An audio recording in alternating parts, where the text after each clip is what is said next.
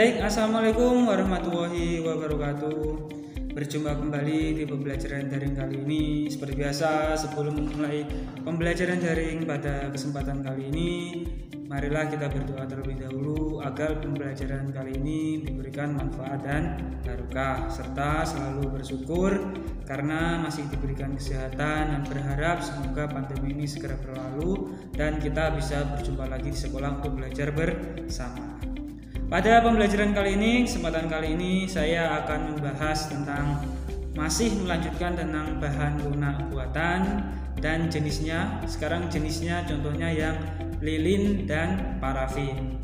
Kemarin kan sudah pengertiannya bahan lunak buatan, terus dari plastisin ya kan, dan juga fiberglass. Sekarang kita lanjut ke jenisnya, yaitu berupa lilin dan parafin.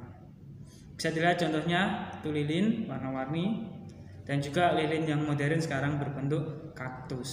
Oke, langsung saja kita lihat keterangannya. Berwujud padat, namun jika dipanaskan akan mencair. Ya kan, mudah sekali contohnya lilin itu. Kalau sudah awalnya kan padat seperti gambar itu, kalau kalian nyalakan terus akan mencair dan habis. Itulah keterangannya. Pengolahan kerajinan ini dilakukan dengan cara dicetak atau dicor, ya kan? Seperti fiberglass kemarin, caranya itu dicetak ya. Dicetak, misalnya kalian mau membuat seperti mangkok, ya buatlah mangkok, terus dicairkan dulu, terus dicetak. Atau kalian bisa beli cetakan-cetakan kue itu coklat-coklat yang berbentuk buah-buahan, nanas dan sebagainya. Yang untuk kue, kalau pengen mencetak lilin, ya kan, cukup kalian cairkan dicetak di cetakan kue tersebut. Bagus kan?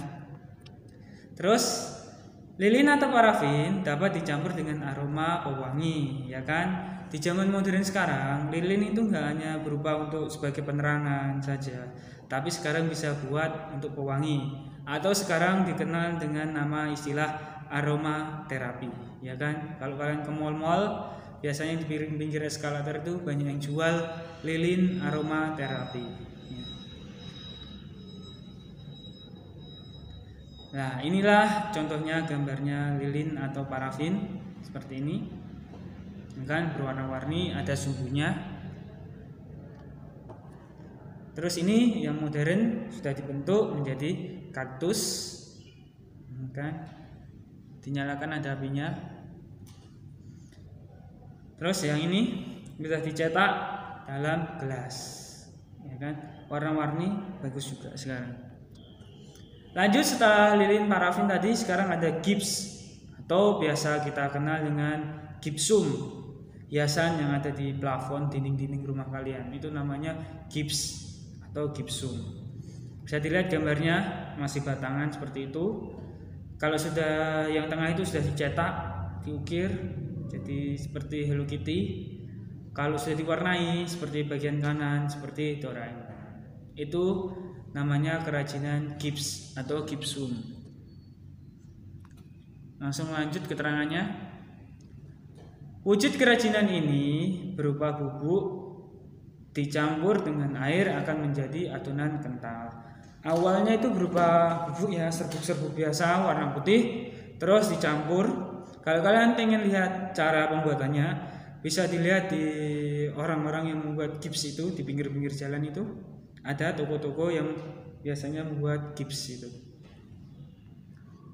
Terus pewarna gips biasanya setelah produksi jadi, ya kan?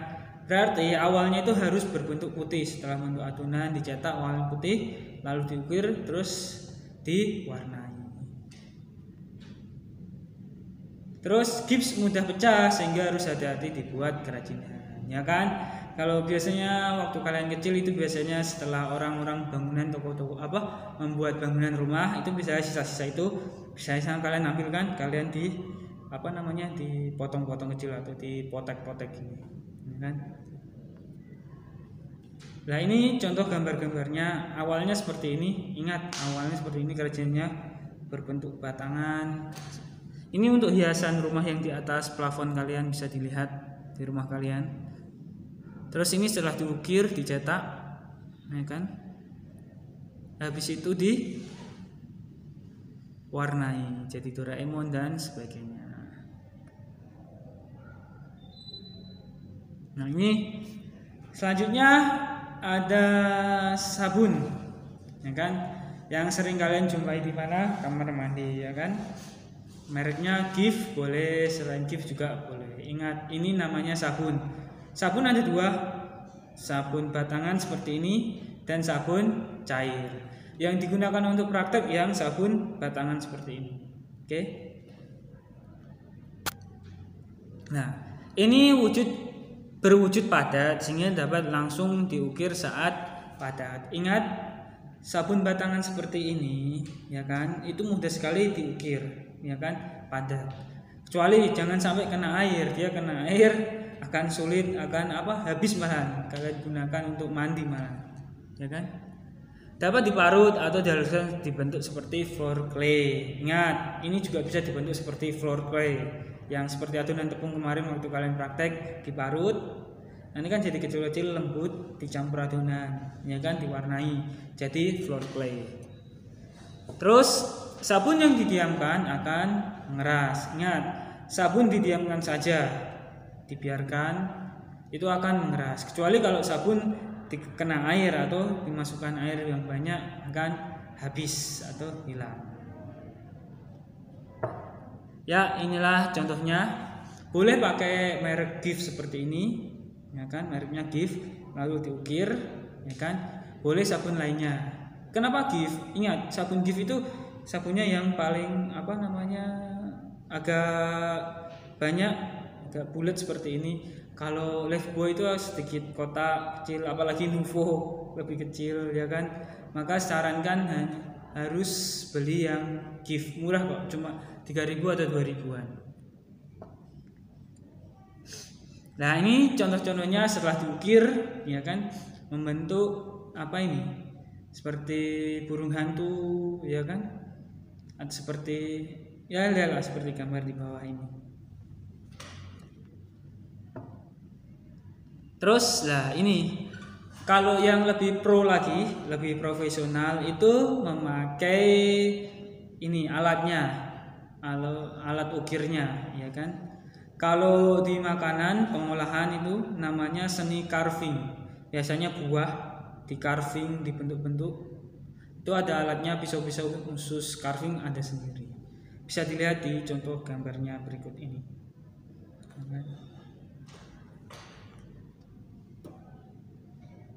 Oh, sudah selesai? Baik, mungkin sudah selesai dari awal sampai akhir pembelajarannya. Dari awal kita bahas tentang lilin atau parafin. Terus kita lanjut ke jenisnya, ada gipsum atau gips. Terakhir ada sabun, ya kan, mudah dibentuk. Semuanya itu mudah dibentuk, itu namanya kerajinan bahan lunak buatan.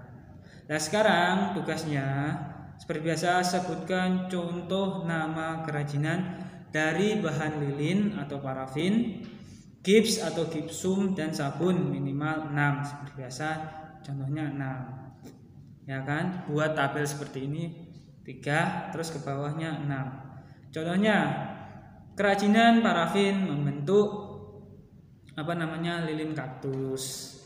Kerajinan gipsum membentuk Doraemon. Kerajinan sabun membentuk bunga matahari dan sebagainya. Itu contohnya, sebutkan sampai 6. Oke. Dan ini ketentuannya seperti biasa, ketentuan tugasnya. Catatlah kembali materi tadi. Terus dan tugasnya dibuat tabelnya di buku tulis.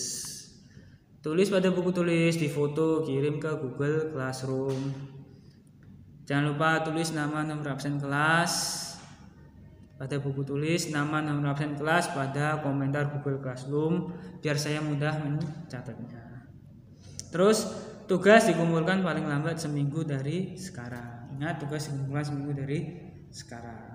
Mungkin cukup sekian pembelajaran kali ini. Dari awal sampai akhir ada yang kurang, saya minta maaf, dan saya berharap kita bisa berjumpa lagi belajar di sekolah dan pandemi segera berlalu. Cukup sekian. Assalamualaikum warahmatullahi wabarakatuh.